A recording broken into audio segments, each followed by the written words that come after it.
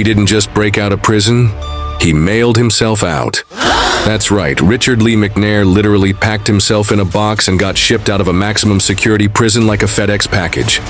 If you think that's insane, wait till you hear how he used lip balm to escape handcuffs, convinced cops he was just a jogger, and managed to stay on the run for over a year. This guy makes the TV show Prison Break look like a high school play. Subscribe right now for more jaw-dropping stories like this.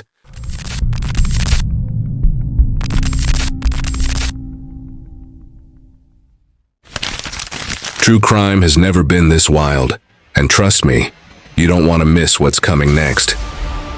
Alright, let's jump right into the unbelievable real-life story of Richard Lee McNair, the real smooth criminal. He didn't just break out of prison, he mailed himself out. You heard that right, Richard Lee McNair literally packed himself into a box of mail bags and got shipped out of prison like a package from Amazon. Crazy, right? And that's just one of his prison escapes. If you love unbelievable real-life stories like this one, hit that subscribe button and turn on notifications because we bring you the wildest, most shocking content every single week. Richard Lee McNair, born December 19, 1958, is no ordinary criminal. In 1987, during a robbery gone wrong, he murdered one man and shot another 4 times. For that, he was sentenced to 2 life sentences and tossed into prison. But Richard wasn't about to stay there. While in police custody, handcuffed and supposedly secure, McNair pulled out a tube of lip balm and used it to wriggle his way out of the cuffs. No hacksaw, no key, just chapstick and crazy determination. Who escapes with lip balm? Richard Lee McNair does. On his second escape attempt, McNair went full die-hard, crawling through a narrow ventilation duct to break out of a different facility. At this point, guards started to realize this guy was no ordinary inmate. He was Houdini in handcuffs. Now here's the escape that made headlines everywhere. In 2006, McNair was working in the prison mailroom. He built a hiding spot inside a pallet of used mail bags, sealed himself in, and waited to be transported outside the prison walls. Think about that. He mailed himself out of prison, and it worked. Hours later, a cop spots him jogging nearby and stops him. But McNair stays cool, tells the officer he's a construction worker out for a run. The cop lets him go. He literally talked his way out of being captured after mailing himself out of prison. Is he? You live around here, buddy? No. Where you live at? Down the road by Pineville. Pineville? Uh-huh. Okay. Do you have any form of identification on you? No, man. What's your name? Robert Jones. Robert Jones? Uh-huh. Why, I'm not supposed to be on the track? No, that's not the problem right now. What's your address? I don't have an address. I'm at the hotel. We're working on houses and stuff like that, the roofing. Roofing? Yep. Okay. For my brother. All right. What it is, we got an escapee. Oh, shit. Where from? Prison. There's a prison here? Yeah.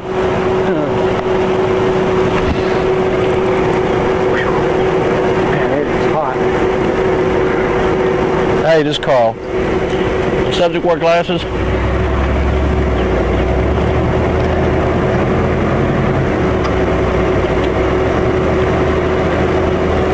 Nothing about glasses.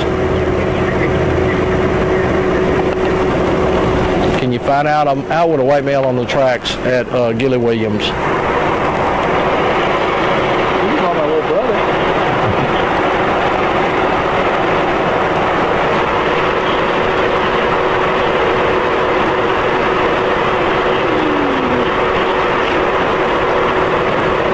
What about?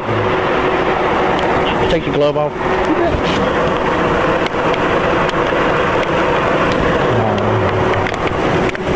Any tattoos or anything? Flip it over. No, he's clean. I'm 50 years old. How old is your guy? You're how old? 50. I was born in 56. You said born in 56. 58. kind of details you can give me, huh?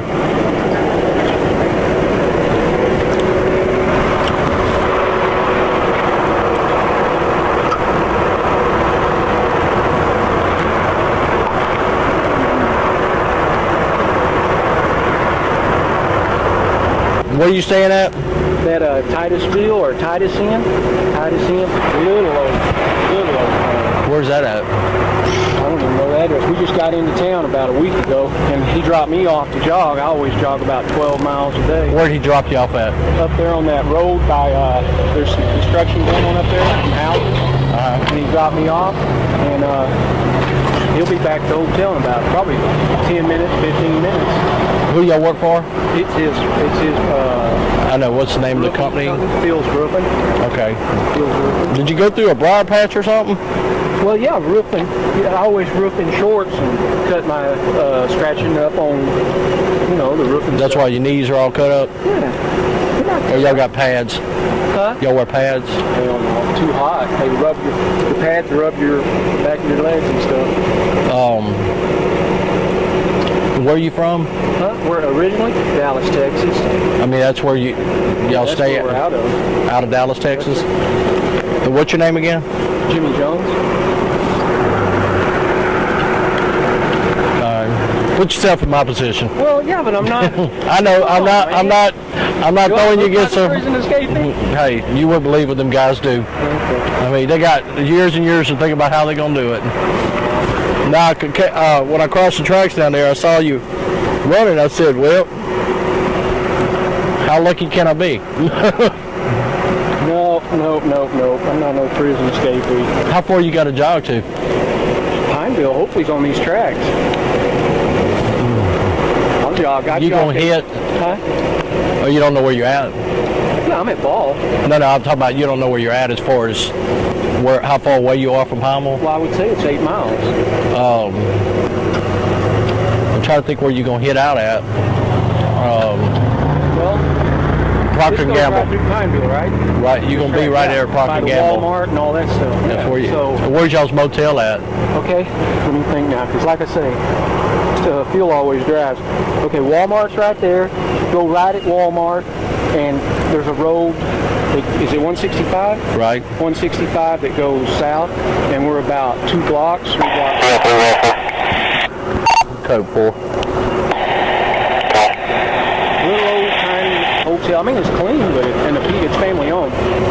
Little old tiny hotel. Yeah, you know, like a motel deal. You park up there, and there's we got a camper, and we were trying to get into the camper place, but we didn't get into the camper place yet. There's a camper place between, I think, Pineville, and what's the next town? Alexander? No, Alexander's the other way. We got Paul, Pineville, Tioga. I think that's Tioga. There's a little, you drive down the road down, and there's a place for campers and stuff. And that's where we usually stay, but we couldn't get in there. I'm sorry to have to hold you up, but... Hey, no, I'm just doing my job, man. I know you are. But, yeah, just be careful. You'll probably get stopped again, okay? Don't be alarmed by it. Borderline, yeah. Okay, you'll be on till, well, this shift. I'll be on until we find this on the gun. Well, my dad's an auxiliary detective. Where at? In Dallas. Oh, okay. The posse is what they call it. Yeah. He's 70 years old and he's been doing it since 63. Still enjoys it. Man. Yeah. But if somebody else stops me, I just have them call. I mean, they're going to go through the same spiel and everything with they you. They can call you. But, yeah, I mean, don't be alarmed by it. Don't be upset about it. You know, they'll just stop you for a minute, check you out and everything. But if you do jog again in the future, carry some ID with you. See, I'm sorry. When I was in the military, we never carried our ID on base and stuff. So. On base is different. Yeah, I know. You know, they assure you if you can cross on, you got something. Yeah. But out here, you're in civilian life, you know. Were you in the military? No, I wasn't. I'm retired Army. But, yeah, in the future, if you're going to jog again, that way, I mean, if you get run over by a train, I know who you are. I don't have to start second guessing who he is, you know. Can you write down your phone number, your cell phone number, so I can have whoever call you? Just call. You got a cell phone with you? No, hell no. I don't even have a cell phone or anything. Just call 911 is all you got to do, and they'll get a hold of us. All right. That's our quick line there. Have a good day now. Be careful, buddy. Thank you. All right. McNair went on the run for over a year, evading capture not once but twice in Canada. He lived under the radar, traveling across provinces, changing identities, and somehow staying one step ahead of authorities. It wasn't until October 25, 2007, during a random police check, that McNair was finally caught. He'd been featured on America's Most Wanted a dozen times, and was even listed among the U.S. Marshals' top 15 fugitives. But even behind bars again, officials never underestimated him. Richard Lee McNair wasn't just a criminal, he was a master of deception and escape. Mailing himself out of prison, using lip balm to unlock handcuffs, this guy turned prison into a playground. So the next time someone says real life isn't as wild as fiction, just tell them about McNair. If you want more mind-blowing true crime stories like this, hit that subscribe button, drop a like, and share this video with someone who thinks Prison Break was realistic. Trust me, they haven't heard anything yet. Thanks for watching. Stay curious, stay sharp.